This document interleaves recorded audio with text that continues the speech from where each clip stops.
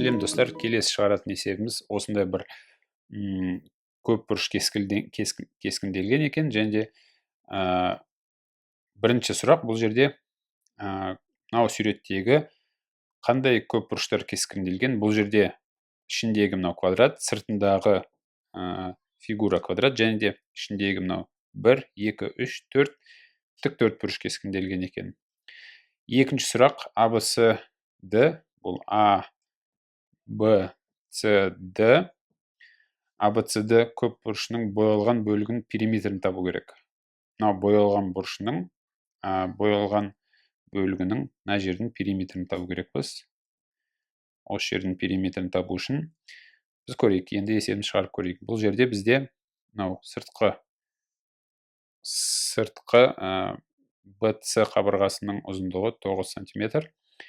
Және де бұл жерде әр кішкентай мынандай ені, мынандай тіктөртбұрыштың ені 2 см екен.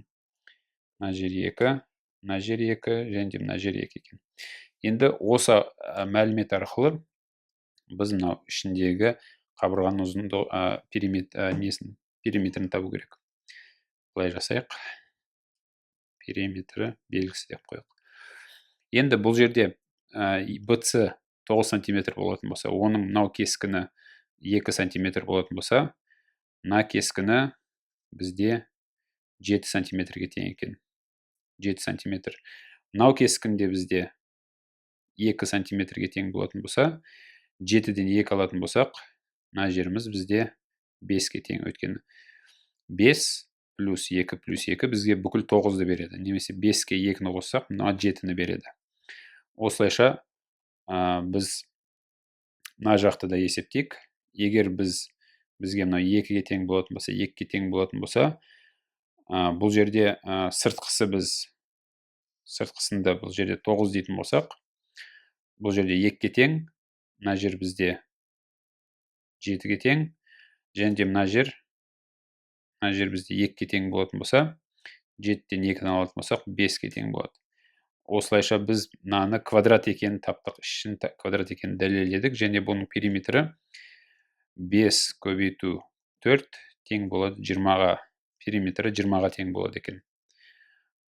Осылайша ішкі квадраттың біз периметрін 20 екенін есептеп таптық. Енді келесі ABC көп бұрыштың боялмаған бөлігінің ауданын табу керек. Енді боялмаған бөлігінің ауданын табу үшін біз не істейміз?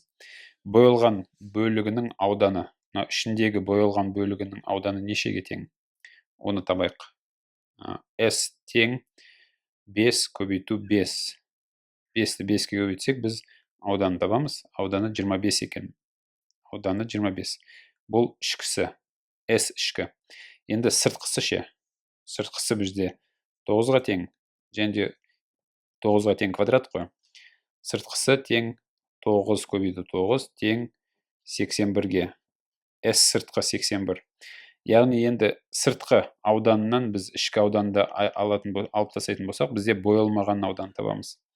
81-ден 25-ті алатын болсақ, бізде 6 қалады. Біреу береміз 6 қалады. 7-ден 2 алатын болсақ, 5. Яғни ауданы 56-ға тең екен. Бұл боялмаған аудан екен.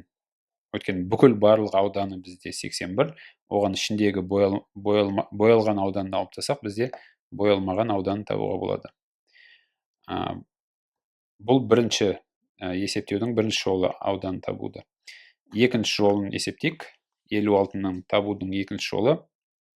Бұл бізде боялмағанның ені бізде 2 көбейту ұзындығы бізде 7 екенін таптық. 2-ке 7-ні көбейтсек 14 болады. Осындай бізде нешеу бар? 1, 2, 3, 4 бар. 14-ті көбейту 4 бізде 56-ны береді. Жаңа сіздермен есептедік, 56-ны таптық.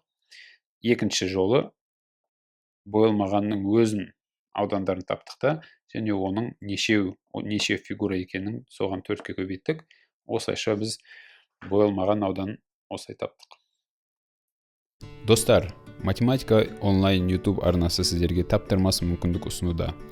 Бұл арнадан сіз 5-ші сынып математикасының барлық есептердің шығару жолдарын үйрене аласыз. Сондай-ақ видеолардың сипаттамасын басып, бізді басқа да әлеуметтік желілерден көріп, бөлісіп, өз ой-пікірлеріңізді қоса аласыз.